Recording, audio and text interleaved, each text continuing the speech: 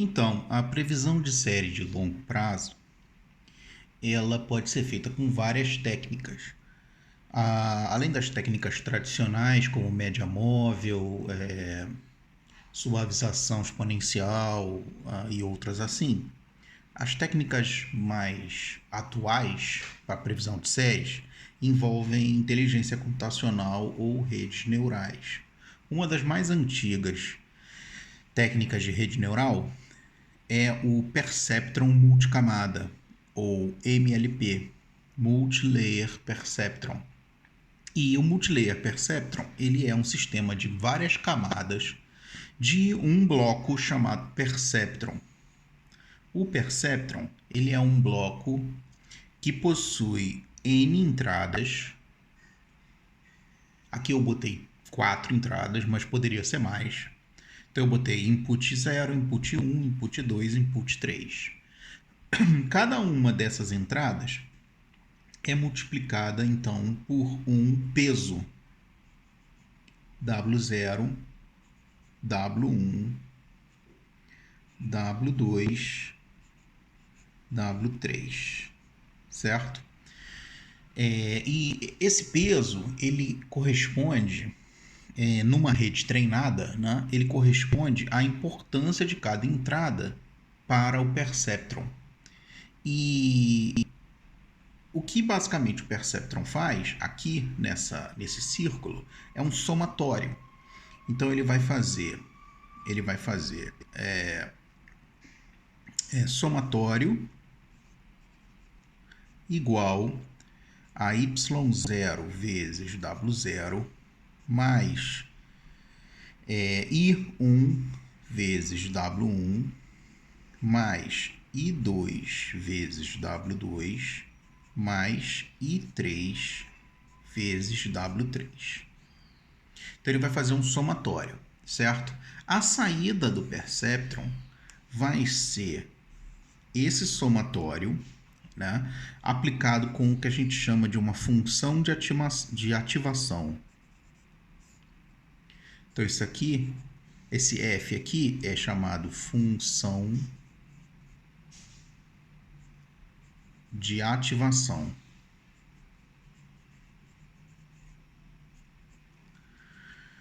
Bom, e o que tem de legal nesse perceptron? O perceptron, ele simula o cérebro humano. Ele é semelhante ao cérebro humano, porque você pega várias conexões de vários sensores vindo de vários locais, podendo vir inclusive de outros perceptrons, de outros neurônios, né? E você soma eles todos e passa a função de ativação. O que é a função de ativação? A função de ativação é uma função que resolve se o neurônio vai estar ativo ou não vai estar ativo. Isso é importante, porque isso acontece na biologia também. O neurônio recebe estímulos e ele passa a ser ativo ou inativo.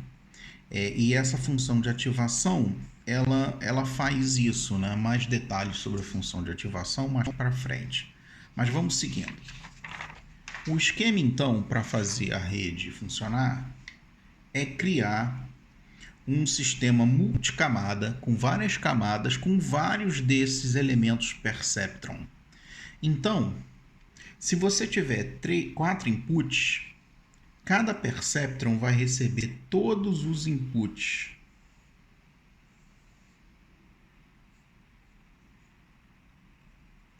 E cada um vai ter um determinado peso.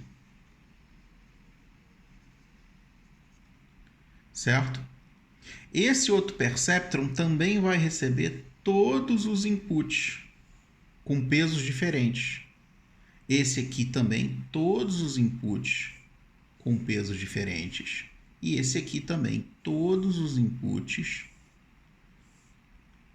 e todos os pesos são diferentes aqui. A gente chama isso aqui de rede completamente conectada, que é quando a rede tem conexões com todos com todos, certo? Então, cada um desses neurônios aqui, ou cada um desses perceptrons, vai ter... Geralmente, eles têm a mesma função de ativação. Isso é comum em redes neurais. Embora seja perfeitamente possível que eles tenham função de ativação diferente, geralmente eles têm a mesma função de ativação. E geralmente existe um neurônio só, no caso de previsão de séries, costuma ser só um neurônio. Esse neurônio aqui, ele vai receber também todos os neurônios anteriores, cada um com pesos diferentes também. E esse neurônio aqui vai ter também uma função de ativação. E a saída desse neurônio é que vai ser a previsão da série que a gente quer. Quando você monta essa estrutura pela primeira vez, ela não acerta a série. A ideia é que você vá colocando a série na entrada e vá treinando a rede para que ela passe a acertar. Treinar a rede nada mais é do que selecionar os corretos pesos para que a rede passe a acertar. A gente acredita que se a rede acertar no treinamento, ela vai acertar também no teste. O nome que se dá a isso é generalização. Como é que então a gente faz para botar a série aqui dentro, no input? Né? No caso da MLP, a forma mais comum de fazer isso se chama janelamento. E como é que é o janelamento? O janelamento é um esquema que pega um determinado ponto na série T, dentro do treinamento, né? A gente está aqui dentro do treinamento, então você pega um ponto T na série, certo? Pega uma janela de dados de tamanho N fixa, no MLP é obrigatório que isso seja fixo, e você vai então alimentar a rede com todos os valores anteriores ao T e vai testar se ele consegue descobrir qual é o valor de T. Um exemplo eu tenho aqui em números que eu chutei, né? Não são números reais, são números chutados. Então imagina que o momento T a série tem o valor 5 e que nos momentos anteriores a série tenha outros valores, certo? Esses vão ser os inputs da rede. E a rede vai tentar acertar esse 5. Aí no próximo momento, a série tem o valor 10. 9. A série tem o valor 9, certo? E os momentos anteriores vão ser utilizados como input. Então, por exemplo, esse 5 aqui, que era o momento T, no próximo momento, ele passa a ser o T-1. O 4 que estava aqui passa para cá. O 3, o 2 e o 7. E o 1 não é mais colocado, porque eu supus que o N é 5. Isso significa que a rede neural vai receber 5 inputs e vai tentar gerar um output, certo? Então, quando a rede neural receber esses 5 inputs, digamos que seja o input -1, o input -2, o input -3, o input -4, certo? E o input lógico -5. E aí eu vou ter um certo número de neurônios na camada de entrada. Normalmente, ou camada intermediária, né? O normal é que você tenha menos neurônios aqui do que o número de inputs. Então aqui eu tenho 5 inputs, eu vou botar 3 neurônios. Isso aqui é só um chute, tá? Então isso aqui a gente chama de camada de entrada.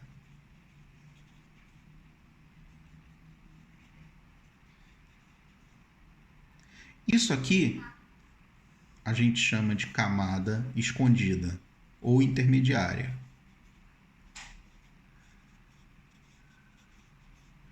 E um neurônio só vai ser responsável pela camada de saída.